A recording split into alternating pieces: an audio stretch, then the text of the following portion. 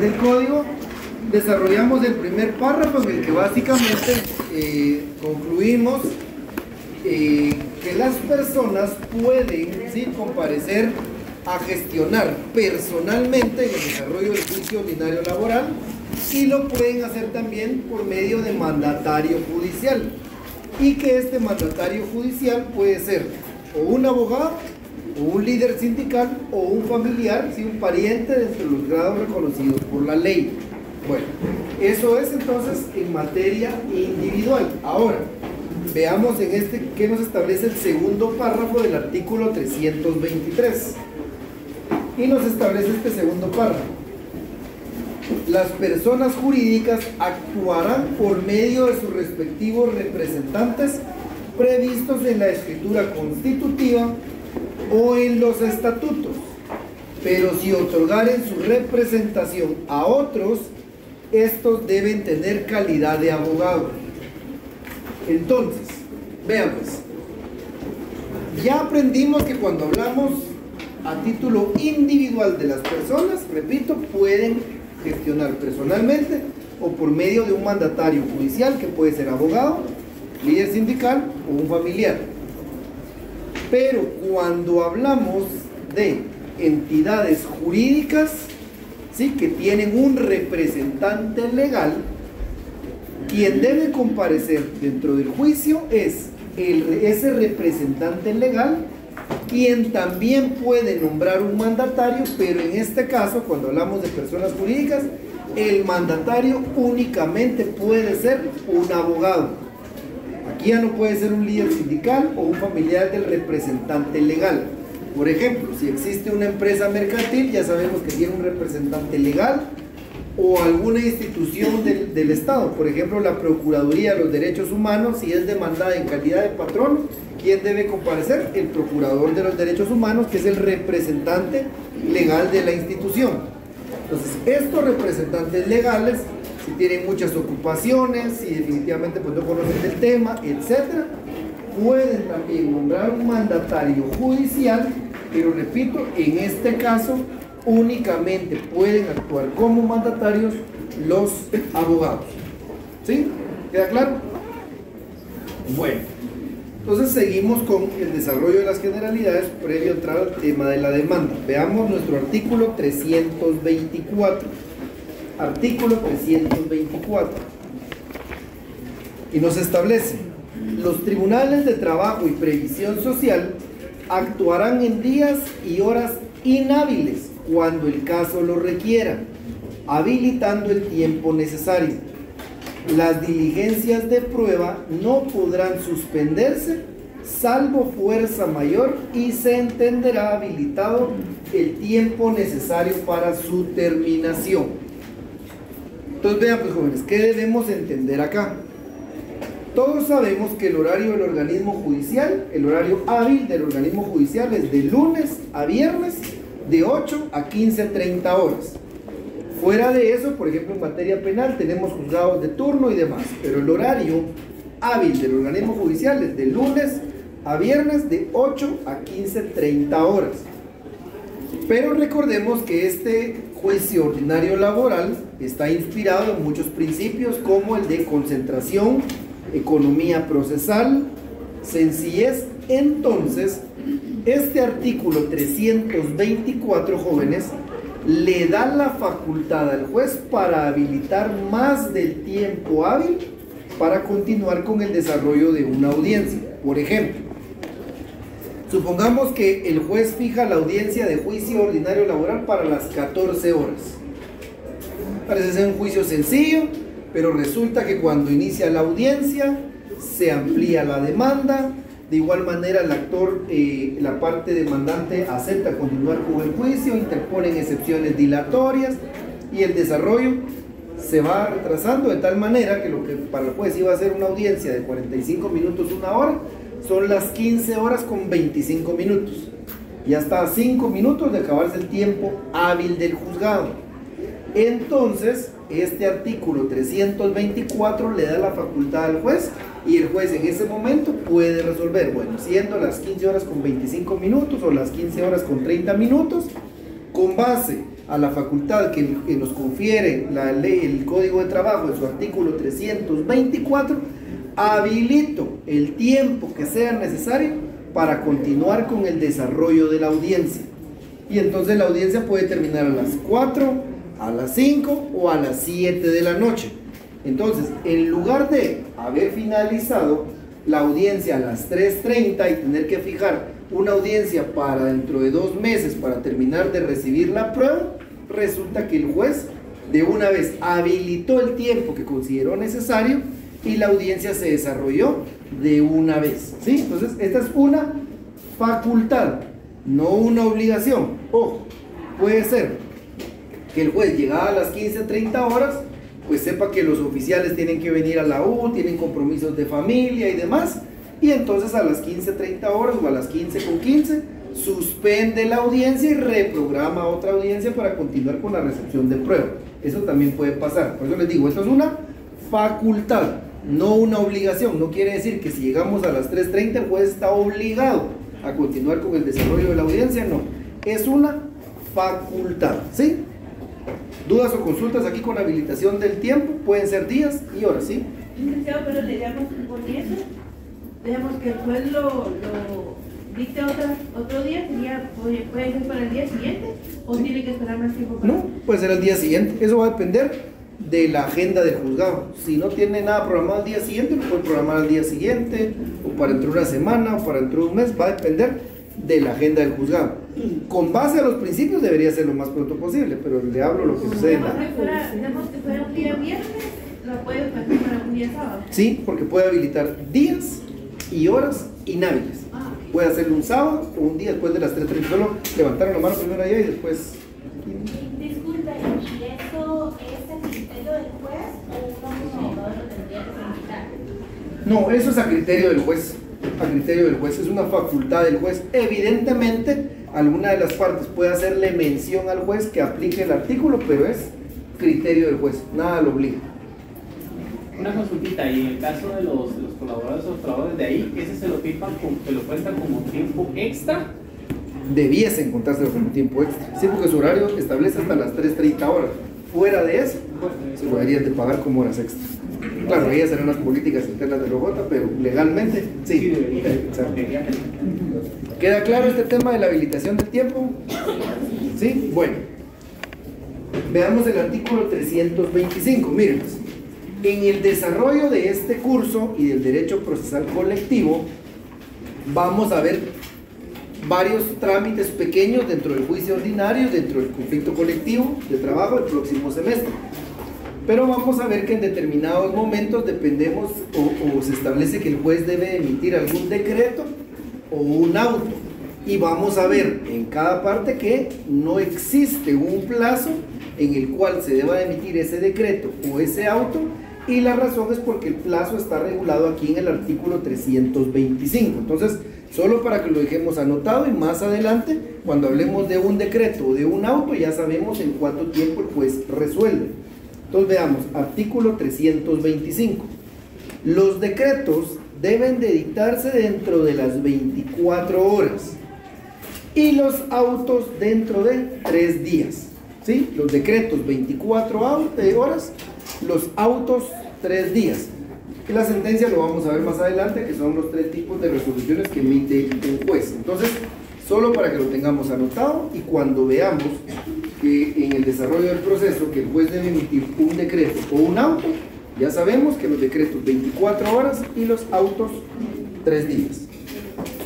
Bueno, entonces pasamos al siguiente tema. El siguiente tema, si bien es cierto no está en el programa, sí considero muy importante abordarlo, y es el tema de las notificaciones, ¿sí?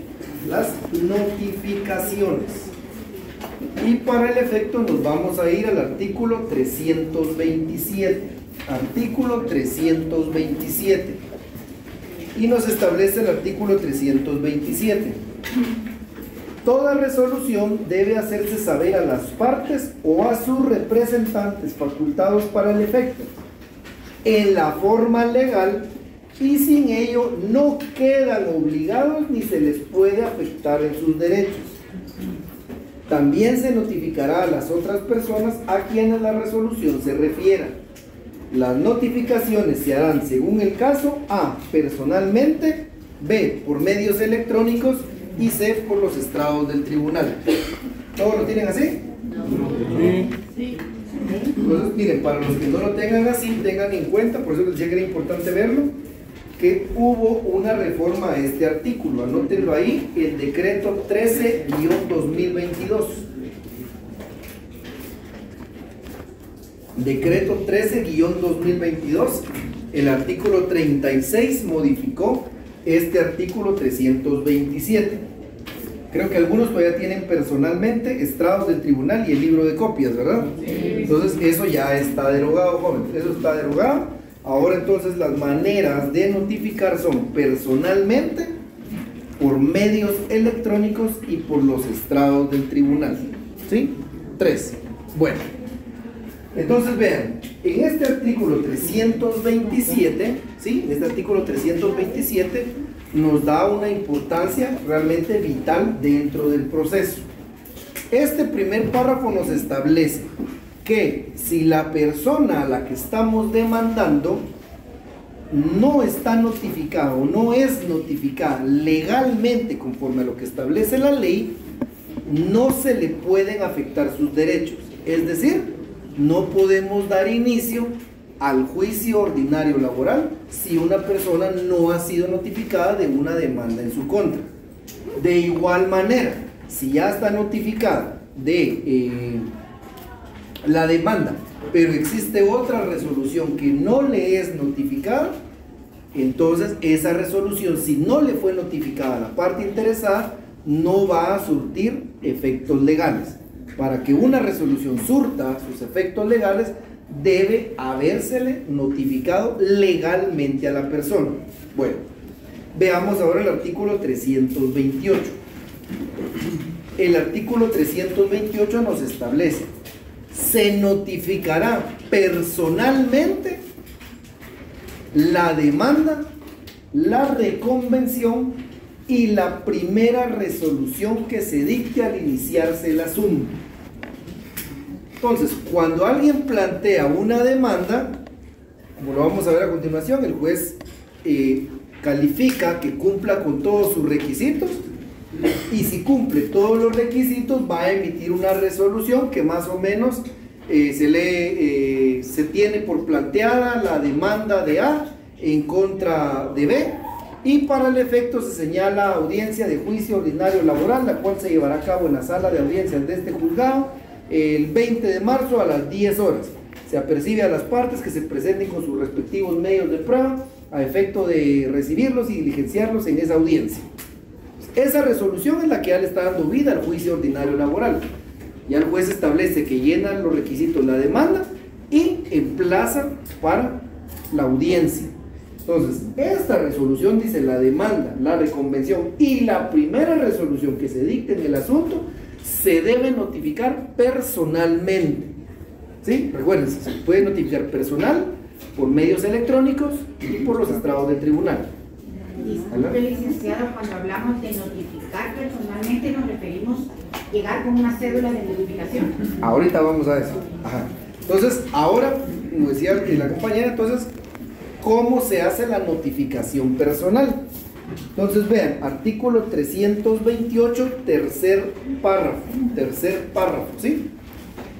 Y establece aquí: para hacer las notificaciones personales, el notificador o un notario designado por el juez a costa del solicitante y cuyo nombramiento recaerá preferentemente en el propuesto por el interesado, irá a la casa que haya indicado este, y en su defecto a la de su residencia conocida o lugar donde habitualmente se encuentre, y si no hallare la persona que deba ser notificada, hará la notificación por medio de cédula que entregará a los familiares o domésticos o cualquier otra persona que viva en la casa. Saltemos rapidito al siguiente párrafo. Establece aquí el siguiente párrafo. Creo que en el código reformado creo que está en el mismo párrafo, solo síganme la lectura. También podrán hacerse estas notificaciones entregándose en las propias manos del destinatario donde quiera que se le encuentre dentro de la jurisdicción del tribunal. Entonces, bueno, ¿cuál es la forma de hacer entonces la notificación personal? Para notificarle a alguien personalmente en la demanda, el actor tuvo que haber consignado el lugar de habitación, el lugar de vivienda de la persona demandada, si es una persona individual. Si es una persona jurídica, tendrá que señalar, por obvias razones, su domicilio fiscal. Vean que la ley nos establece que puede ser lugar de vivienda o de su residencia habitual, y además dicen cualquier otro lugar que se encuentre habitualmente. ¿Cuál puede ser un lugar donde nos encontremos habitualmente? Nuestro lugar de trabajo. Entonces podría ser en el lugar de trabajo. Nos da 3 opciones la ley. Que incluso, esto se me olvidó mencionarla en otra clase, que incluso dice donde se encuentra habitualmente. Evidentemente vamos a hacer siempre el lugar de trabajo, pero pudiese ser que vamos todos los días a clases de inglés, o que vamos todos los días a algún curso al INTECAP. Ahí queda sujeto a interpretación, pero evidentemente lo que más se utiliza para evitar que después nos quieran botar ese proceso por una mala notificación, el lugar de trabajo es lo más común. Bueno, entonces tenemos estos 3 lugares, y lo importante, si subrayen esto, dice, porque recuérdense que dice por medio de cédula que se entregará a los familiares o domésticos o cualquier otra persona que viva en la casa. Entonces, si llegan a mi casa y no estoy yo, me quieren notificar una demanda, pero está mi hermana y le dejan a ella el escrito de demanda, ¿es válido? Sí, es válida la notificación. Si no estoy yo, pero está la empleada del servicio doméstico, que es la única que se queda en la casa cuando todos salimos a trabajar, y le notifican a ella la demanda, ¿es válida? Es válida esa notificación. Y vean que todavía la ley tiene un tercer supuesto: o cualquier otra persona que viva en la casa.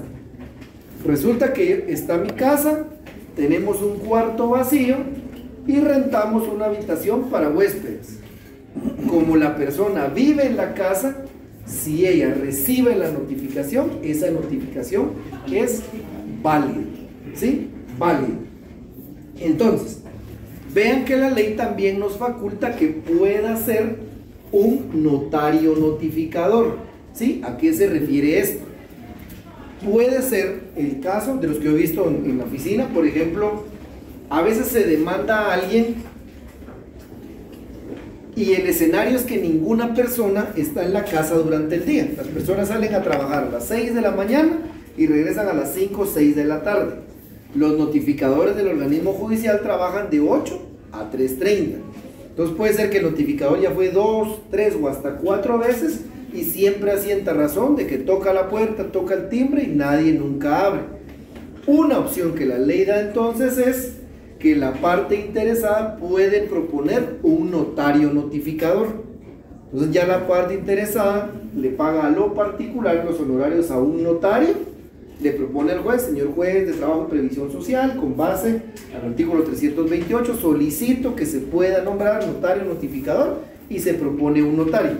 Que vean que la ley establece que se va a discernir el nombramiento preferentemente en el propuesto por el interesado.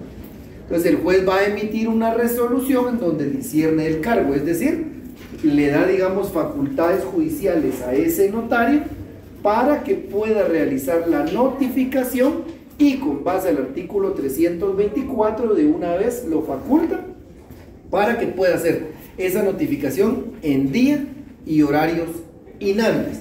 Entonces ya un notario particular, a sabiendas que la parte actora le dijo que la gente llega a trabajar a las 6 o 7 de la noche, ya puede ir 7:30, 8 de la noche, toca y hace la notificación, o llega el día sábado a las 9 de la mañana y llega a realizar la notificación. ¿Sí? ¿Dudas, consultas? ¿Queda claro el tema de la notificación personal? ¿Cómo se debe realizar? Los lugares y quiénes pudieran recibir la No aplica para menores de edad. Y eso lo dice familiares. Ya que uno de repente quiere intentar alguna nulidad, pero originalmente la ley solo dice familiares, no establece requisitos. Digamos, podríamos intentarla una nulidad en virtud que el menor que recibió no tenía capacidad, pero ya es criterio del juez. Pero en este caso, si un menor de edad recibe la notificación, el notificador está facultado para asentar que no firma la notificación de recibido, ¿verdad? Exacto. Porque el notificador tiene también esa fe pública para decir si firmó. Exacto. Que de hecho, les soy honesto, la mayoría de la gente no firma las notificaciones. Si usted ve los expedientes, el 90% de los casos dice: entregué la notificación a fulanito de tal, quien de enterado recibe, pero no firma. La gente casi no firma. Suele pasar mucho en los trabajos también. A veces van a buscar a la persona a su trabajo y en la recepción es donde reciben los documentos. Como no es algo oficial de la empresa, no le colocan sello de recibido, solo se hace constar quién es la persona que recibe y no se firma. Que de hecho, miren, también aquí dos cosas. Vean la parte final de este artículo, de este párrafo que estábamos leyendo, donde establece: si se negaren a recibirla, el notificador la fijará en la puerta de la casa y expresará al pie de la cédula la fecha y hora de entrega. Entonces puede ser que llegue el notificador a la casa, toque el timbre, pregunte por la persona, y cuando vean que es una demanda judicial, cierran la ventana o ya no le quieren abrir la puerta. Entonces el notificador sí está facultado entonces para hacer constar que, como se negaron a recibir la notificación, va a agarrar su pedacito de té y coloca la notificación en la puerta de afuera, y esa notificación se tiene como válida. Pregunta, licenciado, ¿eso aplica también para, por ejemplo, el lugar de trabajo o donde esté habitualmente?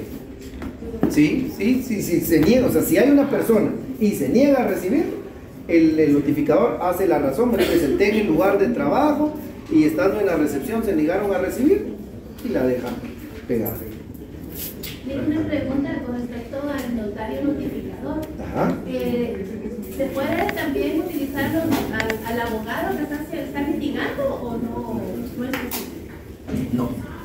No, porque recuérdense que para la función notarial, no manejo mucho notariado, pues, pero para la función notarial, el notario no puede intervenir en asuntos en los que tenga interés. Entonces usted no puede ejercer como notario en un caso donde tiene un interés porque es abogado de una de las partes. Tendría que ser un tercero. Disculpe, y si se negara a recibir la notificación del notario notificador, igual puede... Aplica la misma regla. Entonces el notario va a hacer constar que, habiéndose apersonado al lugar señalado para recibir notificaciones, hace una pequeña acta, un pequeño memorial en donde una persona abrió, se negó a recibir, y de la constancia que la dejó pegada en la puerta. ¿Verdad?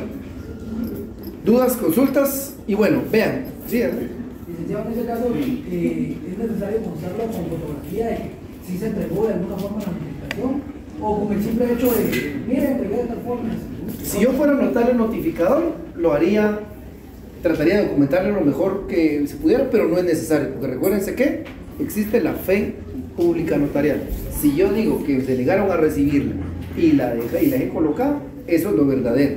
Ya tendría que ir la otra parte a buscarla. Sí, con hacer levantar el acta donde hace constar lo ocurrido, basta y sobra. Claro, le digo, en la práctica, las veces que tengo años de no hacer, de ejercer como notario notificador, pero sí prefería tomar unas fotos y agregarla en el memorial. Nunca está de más. Entonces vean, y el segundo escenario donde dice: también podrá hacerse estas notificaciones entregándose en las propias manos del destinatario, donde quiera que se le encuentre dentro de la jurisdicción del tribunal. Puede ser, vamos otra vez a este caso, en donde digamos,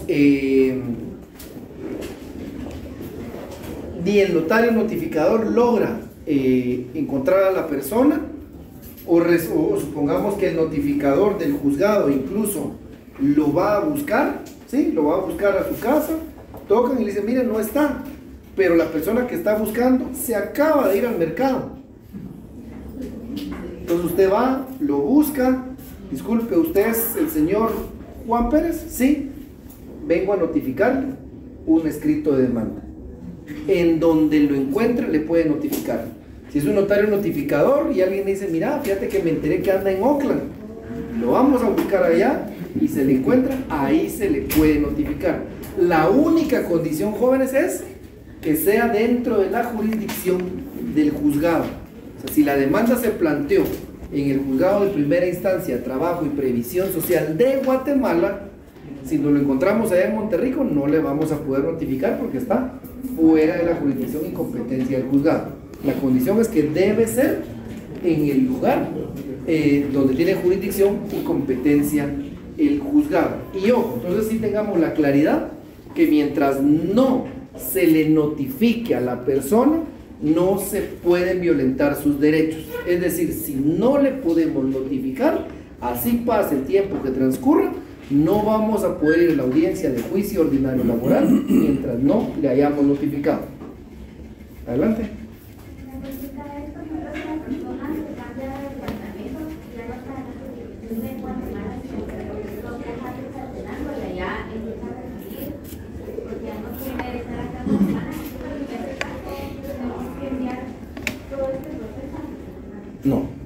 No, digamos, si el juez competente es el de Guatemala y ya sabemos que la persona no vive en el departamento, sino que se fue a Quetzaltenango, ya ubicamos su lugar de residencia, entonces lo que vamos a hacer acá es que el juez de primera instancia, Trabajo y Previsión Social de Guatemala, le va a enviar un despacho al juez de primera instancia, Trabajo y Previsión Social de Quetzaltenango, pidiéndole que le notifique a la persona que fue demandado en juicio ordinario laboral y que tiene que apersonarse, ¿sí?, el día y hora señalada al juzgado de primera instancia de Trabajo y Previsión Social de Guatemala. Recuérdense que no se puede delegar la jurisdicción, ¿se recuerdan? No podemos decir, como ahora viene Shela, que conozca ya, si el competente es el juez de Guatemala, aquí se debe dilucidar. Solo se le notifica a la otra persona por medio de despacho que fue demandada en el juzgado de primera instancia de Trabajo y Previsión Social de Guatemala y ya tiene que acudir aquí al departamento a personarse el proceso. Esto abre, nada que nos lo preguntó, entonces esto abre, veamos el artículo 329. Alguien que tenga el código con las reformas, es que yo no tengo la anotación correcta. ¿Pueden leer el 329, por favor? Artículo 329. Las notificaciones que se realicen a los litigantes por los estrados surtirán sus efectos 2 días después de juzgado. Bueno, entonces, supongamos este caso que estábamos platicando ahorita. Entonces, a la persona le van a notificar en Quetzaltenango y le van a decir, el juez le va a decir, se le notifica la demanda, usted está citado a juicio el 20 de abril a las 9 de la mañana en el juzgado quinto de primera instancia de Trabajo y Previsión Social, y se le apercibe que señale el lugar para recibir notificaciones en Guatemala, en la jurisdicción del juzgado competente. Si la persona que ya ha sido legalmente notificada, o sea, ya sabe que tiene un juicio en su contra y que tiene la obligación de señalar lugar para recibir notificaciones, no lo hace, y supongamos que la otra parte amplía la demanda, como ya ha sido legalmente notificado, ya fue apercibido de señalar lugar para recibir notificaciones, y aún así no lo hizo, esa ampliación de la demanda, entonces en los juzgados existe una cartelera, más o menos como de este tamaño, que se llama los estrados del tribunal. Entonces, como la persona, repito, ya está legalmente notificada y no señaló lugar para recibir notificaciones, entonces lo que va a hacer el juzgado es igual, con un tape o con unas grapas va a poner la resolución que le debiese haber notificado, y transcurrido 2 días ya surte efectos legales esa notificación. O sea, la ley da un margen de 2 días para que la persona, a sabiendas que no señaló lugar para recibir notificaciones, puede ser notificado por los estrados del tribunal. Entonces la ley da todavía 2 días para que la persona vaya y se entere del contenido de la resolución, pero a los 2 días esas resoluciones cobran su vigencia jurídica. ¿Sí?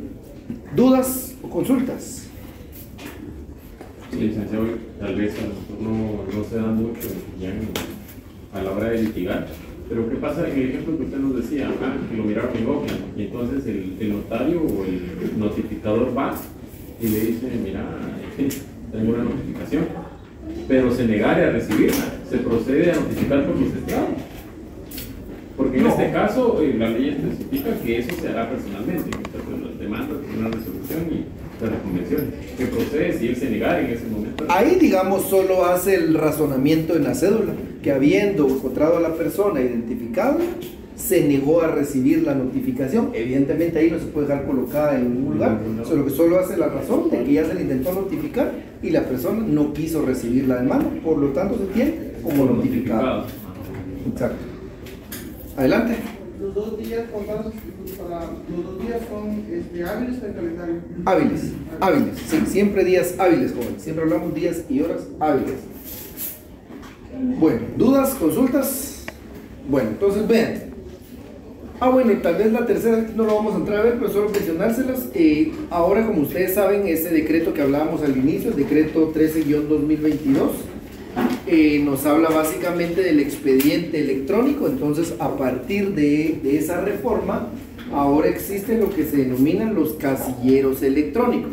Todos los abogados litigamos, tenemos un casillero electrónico que básicamente es un correo electrónico que nos crean dentro del sistema del organismo judicial, y a través de ese correo es donde nos notifican todas las resoluciones de los procesos en los que estemos apersonados. Eso es básicamente el medio electrónico, ¿verdad? El casillero electrónico. Bueno, veamos artículo otra vez 328, segundo párrafo. Toda notificación personal se practicará a más tardar dentro del término de 6 días hábiles, contados a partir del día siguiente de dictada la resolución de que se trate. Entonces, lo que les digo, dista mucho la práctica de la realidad, de la ley, pero de conformidad con la ley, supongamos que hoy se interpone una demanda de juicio ordinario laboral, se la asignan al juzgado y el día de mañana, jueves 15, el juez califica el escrito, llena los requisitos del artículo 332 y emite resolución en donde declara por instaurado el juicio ordinario laboral de A en contra de B. Mañana, jueves 15. De conformidad con este artículo, nos establece que el juzgado tiene 6 días hábiles para realizar esa notificación. Es decir, contamos el día viernes, y si contamos los otros 5 días de la siguiente semana, el viernes 23 de la siguiente semana, creo que es viernes 23, debiese ser el último día que tiene el juzgado para notificar esa resolución. Veamos cómo, repito, en la ley sí se materializa el principio de la economía procesal y la celeridad en el proceso. Entonces ya sabemos que una vez emitida la resolución en la que se admite para su trámite la demanda, el juzgado tiene máximo 6 días hábiles para notificar esa resolución. Entonces ya sabemos que hay 3 tipos de notificaciones: de manera personal, medios electrónicos y por los estrados del tribunal. Cuando hablamos de manera personal, ya sabemos que se le puede notificar en su casa de vivienda, en su casa de residencia, en el lugar donde habitualmente se encuentre, o incluso en donde se halle la persona, siempre y cuando se encuentre dentro de la jurisdicción del tribunal, ¿sí? Ya sabemos también que se puede discernir el cargo en un notario notificador, y que si la persona se niega a recibir la notificación, se hace constar la razón y se fija la notificación en la puerta. Y finalmente ya sabemos que esa notificación es válida si la recibe la propia persona, un familiar, un empleado doméstico o una persona que viva en la casa del demandado, ¿sí? Y recuérdense que por doméstico no tenemos que entender necesariamente una empleada del servicio doméstico. Puede ser que sea un guardián en la casa, puede ser que sea un jardinero contratado de lunes a viernes de 8 a 4 y demás. Eso sí tenemos que tener en la claridad, que si es un empleado permanente se toma como un doméstico que presta servicios en la casa, ¿sí? ¿Dudas o consultas con las notificaciones? ¿Estamos? Bueno, entonces vámonos ahora al artículo 332. Artículo 332.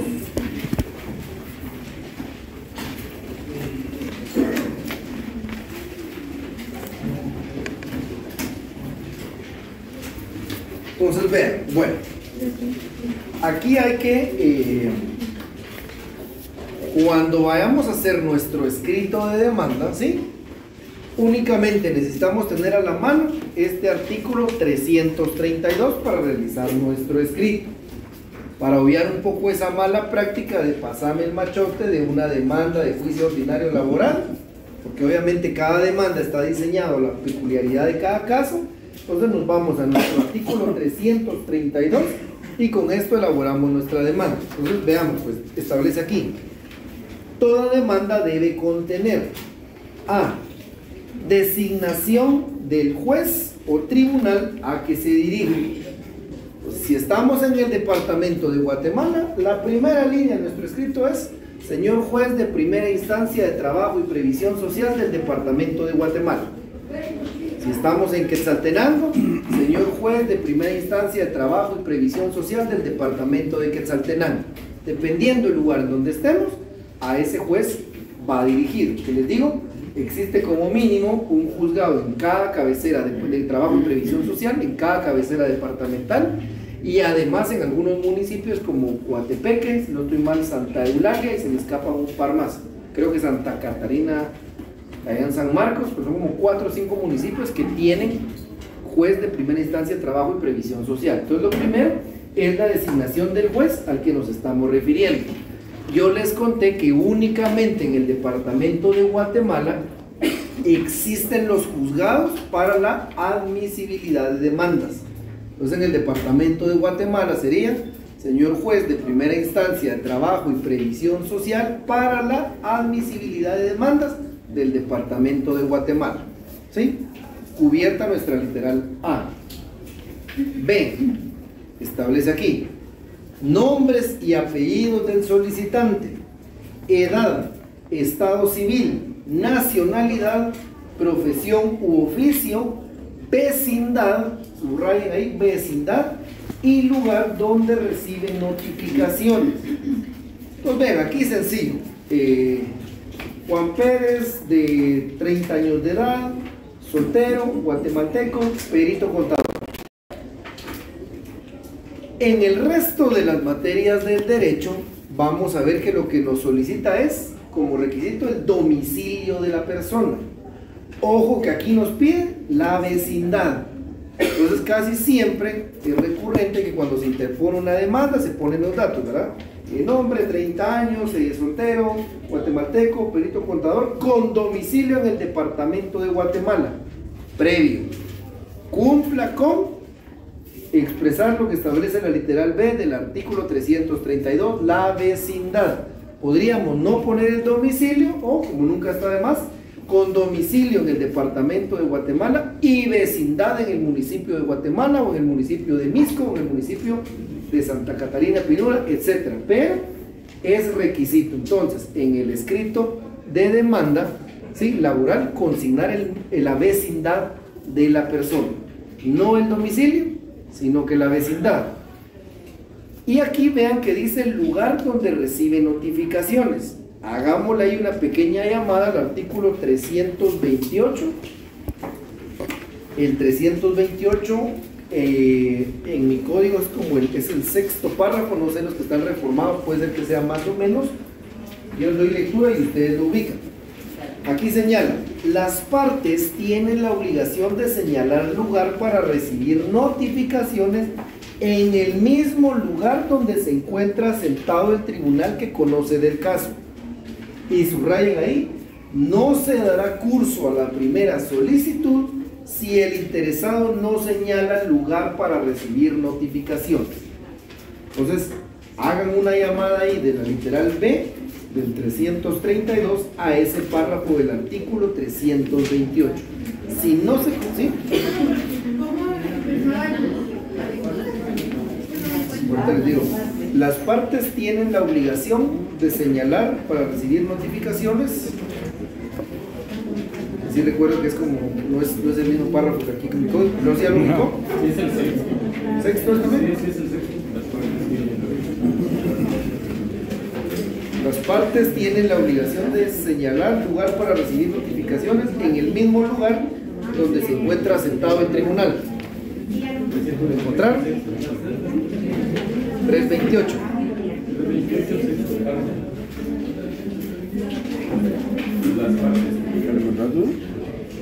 No. ¿Lo encontraron?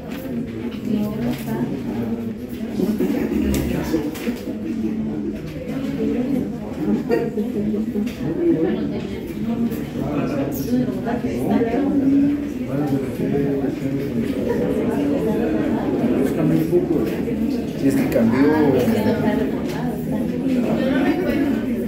creo que tiene que estar, O que esté dentro de uno. sí, yo recuerdo ahorita lo vi acá, ya lo busqué también ahorita,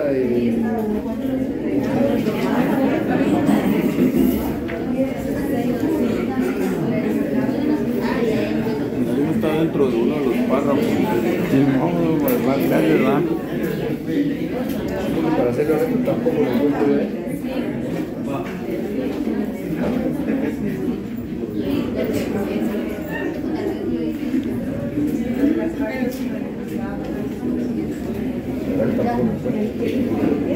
¿Lo encontraron? ¿O lo encuentran?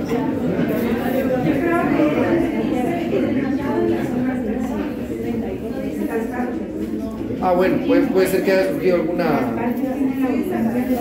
¿Sí dice las partes? Sí.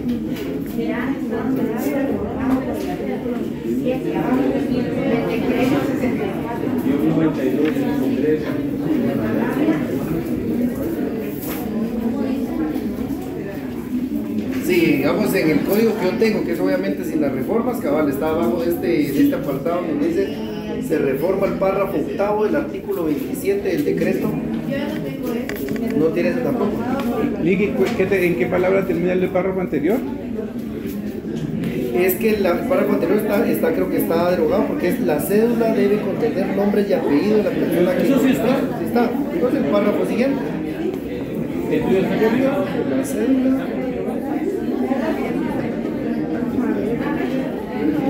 La cédula debe contener.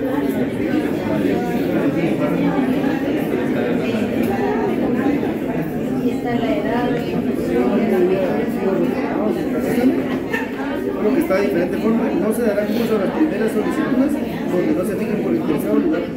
¿Sí? Certificaciones de conformidad con anteriormente estipulado. Creo que la redacción varió. Miren, puede ser que en los nuevos códigos haya variado un poco la redacción. No sé si puede leer ahorita lo que encontramos acá, mi estimado.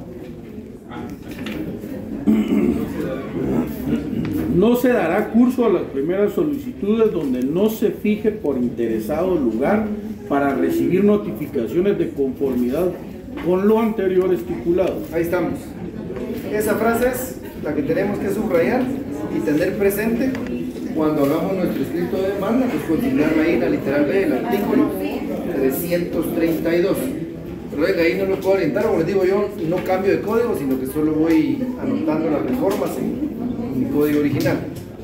Bueno, ¿estamos entonces ahí? ¿Estamos? Va. Entonces ya llevamos el juez, ya llevamos nuestros datos personales, lugar para recibir notificaciones. Dice la literal C, relación de los hechos en que se funda la petición. Entonces, una manera de redactar puede ser uno, como les digo, ya está el juzgado, los datos de identificación, lugar para recibir notificaciones, 2 puntos, señalamos dirección y le ponemos un apartado de hechos, ¿sí? Hechos. Y en los hechos, ¿qué vamos a hacer? Contarle toda la historia al juez que nos interesa que sepa, ¿sí? Y en lo que estamos fundando nuestra petición. Por ejemplo, señor juez, inicié mi relación de trabajo en la empresa X el 3 de enero del año 2000. Inicié devengando un salario mensual de 4,000 quetzales y una bonificación de 250, desempeñando el puesto de jefe o contabilidad 1 en el departamento de contabilidad. Para el año 2011 ascendí a contabilidad 2 ganando 6,000 quetzales y una... O sea, toda la incidencia de la relación de trabajo que sea importante para lo que estamos solicitando debemos ponerlo en este apartado de hechos. Fechas, montos de salario, ascensos, puestos, etc. Es contarle la historia lo más ordenada cronológicamente al juez que podamos. Evidentemente el juez no puede rechazar o ponerle previo a la demanda porque, digamos, no entienda los hechos, pero al final los perjudicados, si no hacemos una estructura adecuada de los hechos, vamos a ser nosotros mismos los perjudicados. Entonces hacemos esa relación de hechos, repito, donde le contamos toda la historia que nos interese al juez con datos de fechas, puestos, montos, ascensos, si es por despido injustificado, por ejemplo, hacerle ver que nunca nos llamaron la atención previamente, etc. Todo lo que nos interese lo vamos a poner en ese apartado de hechos. Literal D. Nombres y apellidos de la persona o personas a quienes se reclama un derecho o contra quienes se ejercita una acción o varias acciones, e indicación del lugar en donde pueden ser notificadas. Pues evidentemente tenemos que poner en nuestro escrito de denuncia, planteo, denuncia en juicio ordinario o laboral en contra de ya sea el representante en la empresa que va a ser notificada a través de su dirección fiscal, o si es a título individual, el nombre completo y apellido de la persona que estamos demandando y el lugar donde puede ser notificado. ¿Quién reside? O a veces ya depende mucho de la práctica, que no vamos a meter a eso. Una vez coloca quien desconozco el lugar de su vivienda, porque tampoco puede darlo por sentado que es la calle, pero puede ser ubicado en Segunda Avenida, Tercera Calle, 4-50, zona 1 de la ciudad capital. Entonces colocamos el lugar de... Sí, adelante. Licenciado, en el caso de ser una empresa, ¿debe de ser el nombre comercial o la razón social? El nombre comercial. Y para notificar, lo que sí tenemos que tener presente ahí es la dirección fiscal. Allá en la otra clase me preguntaba, mira, ¿qué pasa si por ejemplo una empresa se acaba de mudar, alquilaba un espacio y ahora se fueron? Recuérdense que hay obligaciones mercantiles de tener al día los datos de la empresa. La recomendación ahí es, ¿dónde tiene registrado su domicilio fiscal? Ahí lo notifica. No hay pierde. Adelante.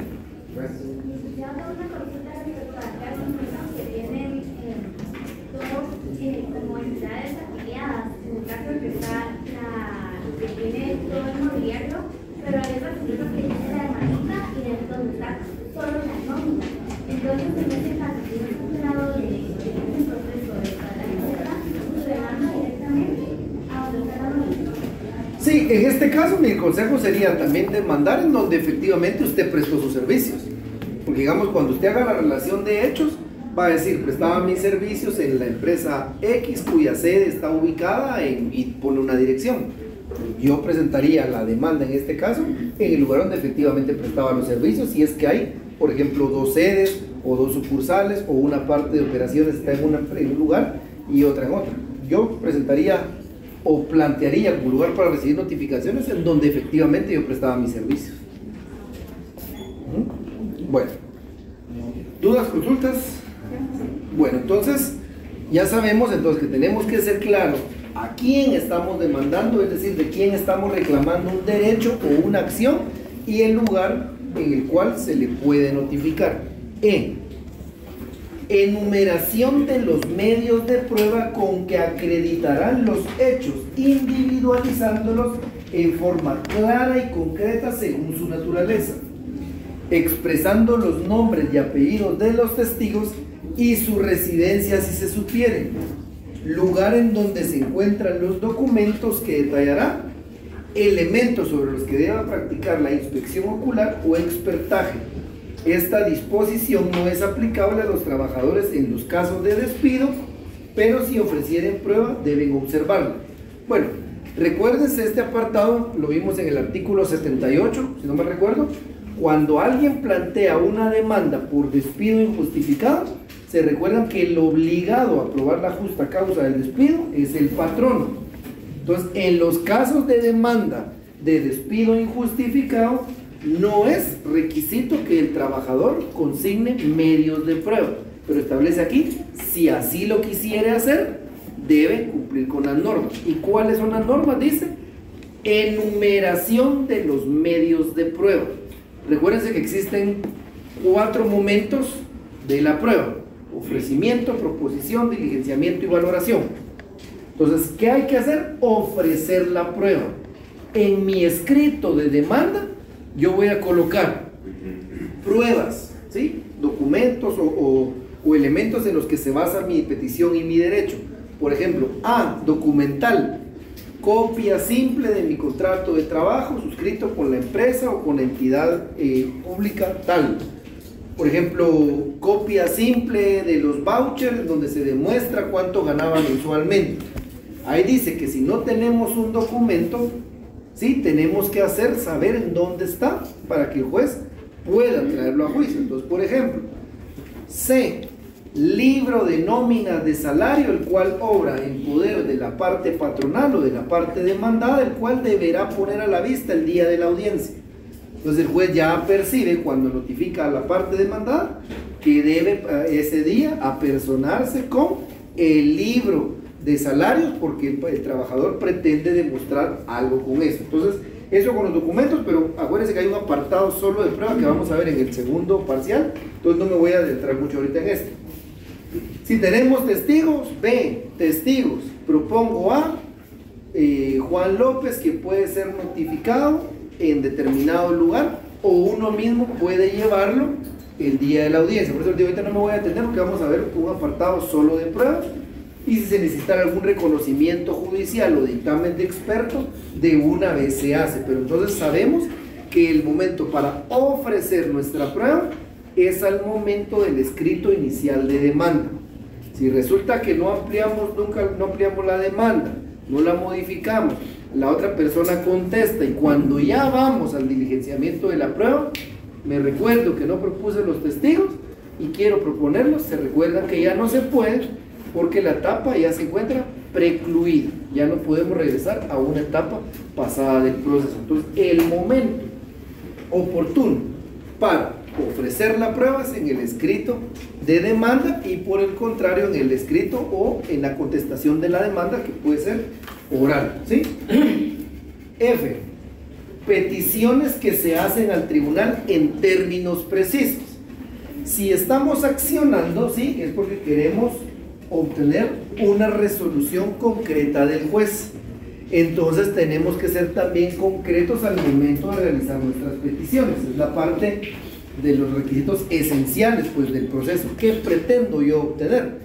Entonces van a haber peticiones, ¿sí? Y aquí ya viene, ya depende digamos el estilo de cada uno.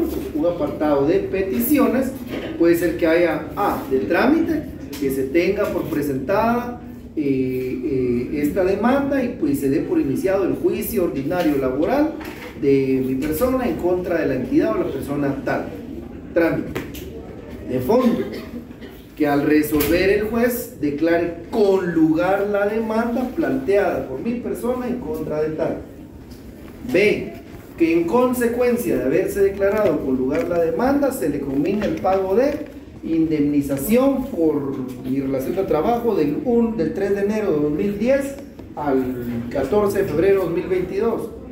B, que se le ordene el pago del bono 14 pendiente de pago correspondiente del 1 de julio de 2023 al 14, etc. Todo lo que queramos que nos resuelva el juez debe quedar consignado en el apartado de las peticiones. Recuérdense que es algo en materia colectiva, vamos a ver el otro semestre. Si el tribunal de arbitraje tiene funciones ultra petito, es decir, pueden resolver más allá de lo pedido, aquí no. Aquí el juez nos va a resolver lo que le hayamos solicitado. Entonces tenemos que ser muy explícitos y no obviar ningún tema en el apartado de las peticiones. Literal G, sencillo, lugar y fecha, ¿verdad? Solo el lugar de la presentación de la demanda y la fecha del día que se esté presentando.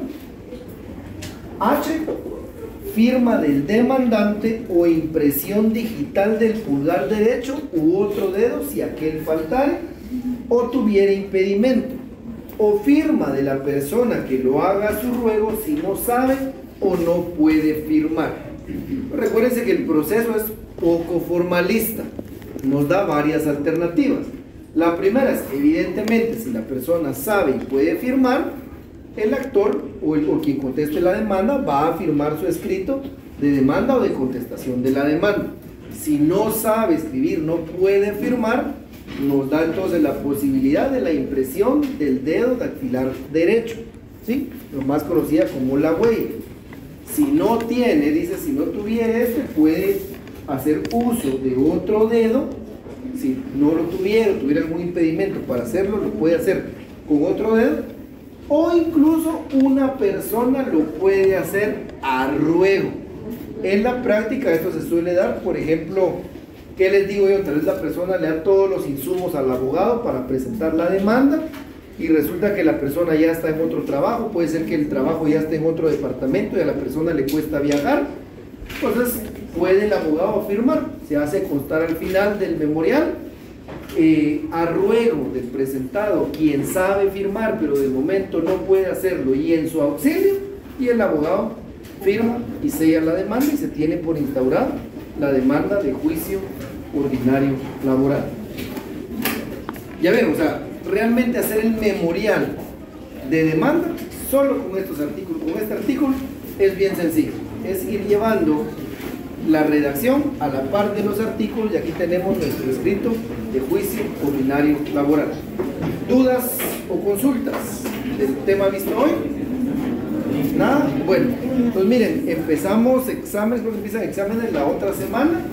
No obstante, como el contenido sí es extenso, al menos el día lunes sí nos vemos en nuestra sesión virtual. El día lunes ya valoramos ahí el miércoles no hacer sesión de trabajo para que ustedes puedan estudiar para el contenido el día jueves, pero sí necesitamos avanzar un poquito porque está viendo el calendario del segundo parcial y el final, y el tema de la Semana Santa y la semana de huelga y demás nos quitan un montón de tiempo. Entonces el día lunes sí nos vemos virtualmente. ¿Bien?